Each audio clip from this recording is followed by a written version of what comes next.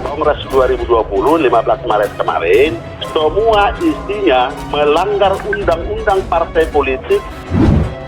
Jadi karena ADART ini dilahirkan oleh siluman, maka produk isinya juga genderuwo. Khusus untuk pemalsuan akta otentik, ya, pendirian Partai Demokrat hari ini kita lakukan. Sidang lanjutan gugatan perkara atas penolakan Menkumham terhadap penolakan pengesahan perubahan AD atau ART serta kepengurusan Partai Demokrat hasil Kongres luar biasa di Deli Serdang. DPP Demokrat pimpinan Muldoko menghasilkan 3 orang ahli. Ketiganya yakni Ahmad Reddy yang merupakan Kepala Program Studi Sarjana Hukum dan dosen Hukum Tata Negara Universitas Tarumanegara Jakarta, Supyadi Ketua Senat Akademik Universitas Al-Azhar di Indonesia dan Ketua Program Studi Pancasarjana Ilmu Hukum Universitas Al-Azhar Indonesia, dan Gatot Dwi Hendro Wibowo, seorang guru besar tetap Fakultas Hukum Universitas Negeri Mataram. Sementara kubu Agus Harimurti Yudhoyono menghadirkan 2 saksi, yakni Gerald Peter dan Jensen Sitendaon. Kuasa hukum Demokrat KLP Deli Serdang, Rustiansyah, memaparkan ahli yang dihadirkan pertama, Ahmad Reddy, dalam keterangannya di persidangan menyampaikan Menkumham memiliki kewenangan atribusi untuk menyelenggarakan urusan legislasi partai politik sesuai Undang-Undang Parpol. Dalam rezim administrasi negara, kalau kita tarik Undang-Undang 30 tahun 2014 tentang administrasi pemerintahan, bahwa setiap badan atau pejabat administrasi tata usaha negara dalam mengeluarkan keputusan atau tindakan harus berbasis pada 2 hal, kata Rustiansyah, yaitu peraturan perundang-undangan dan asas umum pemerintahan yang baik. Dalam hal mendaftarkan partai politik harus berdasarkan Undang-Undang Parpol.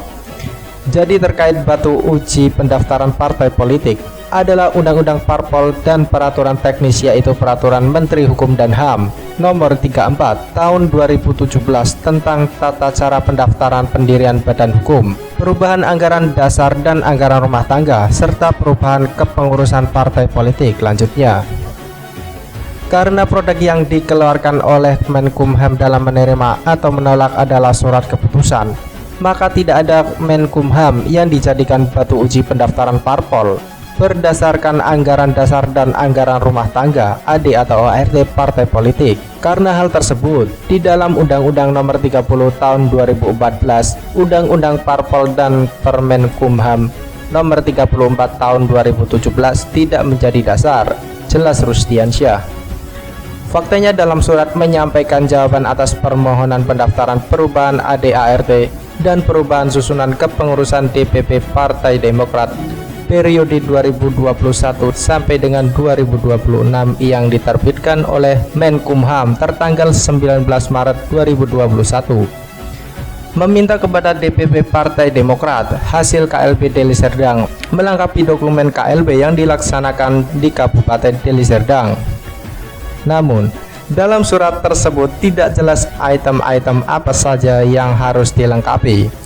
Padahal seluruh surat yang dipersyaratkan sudah pemohon ajukan sesuai yang dipersyaratkan dalam Peraturan Menteri Hukum dan HAM Nomor 34 Tahun 2017 tentang tata cara pendaftaran pendirian badan hukum, perubahan anggaran dasar dan anggaran rumah tangga, serta perubahan kepengurusan partai politik. Hal ini menurut ahli dalam melayani warga negara, badan atau pejabat administrasi tata usaha atau pejabat administrasi tata usaha negara. Dalam hal ini, Menkumham harus clear dan clear data. Apa saja yang harus dilengkapi, gak bisa tidak jelas, katanya. Hal itu dapat membingungkan pemohon atau warga negara dan itu jelas melanggar atas kepastian serta asas umum pemerintahan yang baik.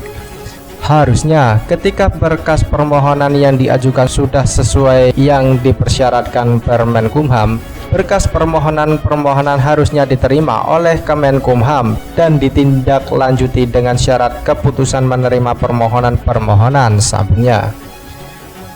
Tidak bisa kemudian badan atau pejabat administrasi tata usaha negara menguji kebenaran permohonan karena kewenangan itu tidak diberikan oleh Undang-Undang Parpol maupun Permenkumham.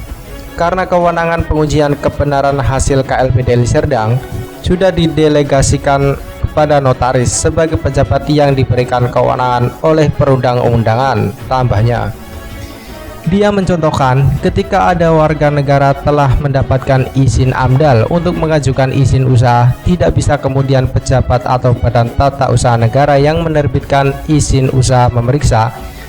Dia mencontohkan ketika ada warga negara yang telah mendapatkan izin AMDAL untuk mengajukan izin usaha, tidak bisa kemudian pejabat atau badan tata usaha negara yang menerbitkan izin usaha memeriksa lagi kebenaran apakah izin AMDAL sudah sesuai dengan perundang-undangan tentang baku mutu air lalu menolak permohonan negara.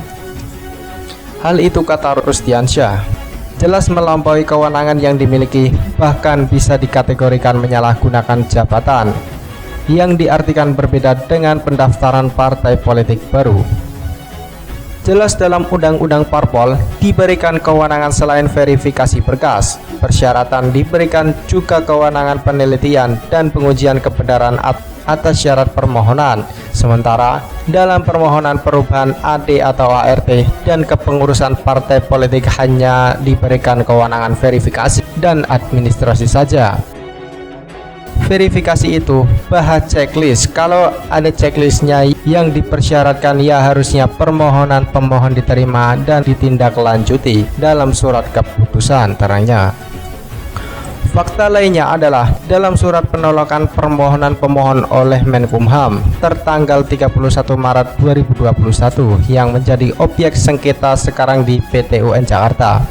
Dalam poin pertamanya, Kementerian Menteri Hukum dan HAM telah melakukan pemeriksaan atau verifikasi tentang seluruh dokumen yang disampaikan sesuai dengan peraturan perundang-undangan dan AD/ART Partai Demokrat. Ahli menerangkan bahwa badan atau pejabat administrasi tata usaha negara, dalam hal ini Menkumham, telah keliru menggunakan AD/ART Partai Demokrat sebagai batu uji dalam penolakan permohonan pengesahan kepengurusan Partai Demokrat hasil KLB Deli Serdang.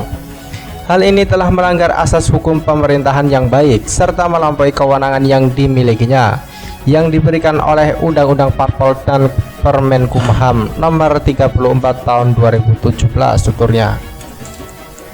Selanjutnya, terkait mahkamah partai yang dimiliki kewenangan penerbitan bebas sengketa, kata Rudiansyah, ahli menerangkan mahkamah yang berwenang menerbitkan surat bebas sengketa adalah mahkamah hasil kongres terakhir, bukan mahkamah yang terdaftar di Kemenkumham. Hal itu karena kepengurusan serta mahkamah partai yang terdaftar di Kemenkumham sudah didemisionerkan dalam forum tertinggi partai, yaitu Kongres Luar Biasa atau KLB. Karena bebas sengketa, yang dimaksud adalah surat bebas sengketa apakah ada peserta pemilik surat sah dalam kongres itu yang keberatan atas hasil KLB, dan jelas di dalam Permenkumham tidak disebutkan bahwa mahkamah partai yang berwenang menerbitkan surat keterangan bebas sengketa adalah mahkamah partai yang terdaftar di Menkumham.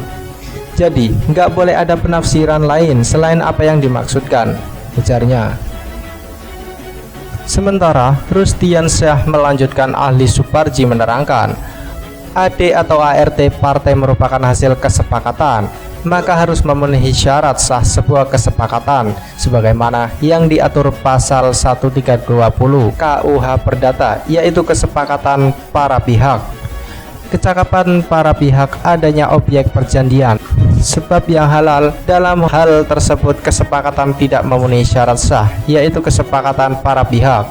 Kecakapan para pihak adanya objek perjanjian, maka kesepakatan dapat diajukan pembatalan di pengadilan.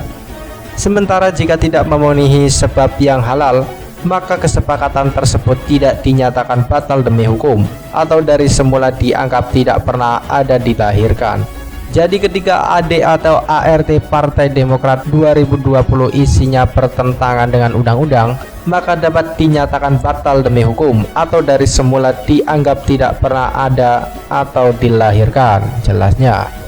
Menurut keterangan ahli, AD atau ART 2020 dapat dinyatakan batal demi hukum atau tidak semula dianggap tidak pernah ada dilahirkan maka upaya koreksi atau perbaikan AD atau ART Partai Demokrat di KLB sangat berdasar hukum. Dengan demikian, pelaksanaan KLB sudah sesuai ketentuan yang berlaku. Bahwa ahli juga menerangkan, mahkamah partai yang berwenang menerbitkan surat kebebasan sengketa adalah mahkamah partai yang dilahirkan oleh KLB terakhir, bukan mahkamah partai yang terdaftar di Kemenkumham, karena mahkamah yang terdaftar sudah didemisionerkan dalam forum KLB. Karena bagaimana mungkin seorang yang sudah didemisionerkan diberikan kewenangan melakukan tindakan hukum, ujarnya. Terkait legal standing penggugat, menurut keterangan ahli, penggugat masih memiliki legal standing karena penggugat masih menjabat sebagai DPR RI perwakilan Partai Demokrat. Kalaulah yang bersangkutan bukan kader Partai Demokrat, bagaimana mungkin yang bersangkutan masih menjadi anggota DPR RI? Apalagi secara hukum pemecatan yang bersangkutan belum ada keputusan, berkekuatan hukum tetap atau berkekuatan hukum tetap. Bahkan faktanya, atas pemecatan yang dilakukan terhadap yang bersangkutan sudah dikembalikan hak-haknya sebagai anggota Partai Demokrat di dalam KLB Deli Serdang. Jadi secara fakta, hukum penggugat masih memiliki legal standing. Jelas Rustiansyah menyampaikan keterangan ahli. Sebagai informasi, ahli Gatot Dwi Hindro Wibowo, guru besar tetap Fakultas Hukum Universitas Negeri Mataram, belum bisa kembali keterangannya secara virtual atau online karena jaringan internet di Pengadilan Tata Usaha Negara Jakarta mengalami kendala teknis. Tidak mengambil keterangan ahli ditunda Selasa pekan depan 19 Oktober 2021. Terkait dua saksi yang dihadirkan kubu AHY, yakni Gerald Peter dan Jason Sitondaun, menurut Rustiansyah hanya kubu AHY sendiri yang mengajukan pertanyaan. Sementara baik tergugat Kemenkumham, majelis hakim dan kuasa hukum penggugat tidak mengajukan pernyataan karena kesaksian yang diberikan kedua saksi yang dihadirkan. Kami nilai tidak membicarakan isu hukum yang sedang dibicarakan terkait objek sengketa PT UN Jakarta. Itu artinya kesaksian yang dihadirkan kubu AHY dihadirkan sendiri, ditanya sendiri dan disimpulkan sendiri dari mereka. Oleh karena mereka, untuk mereka, tanda Rustiansyah.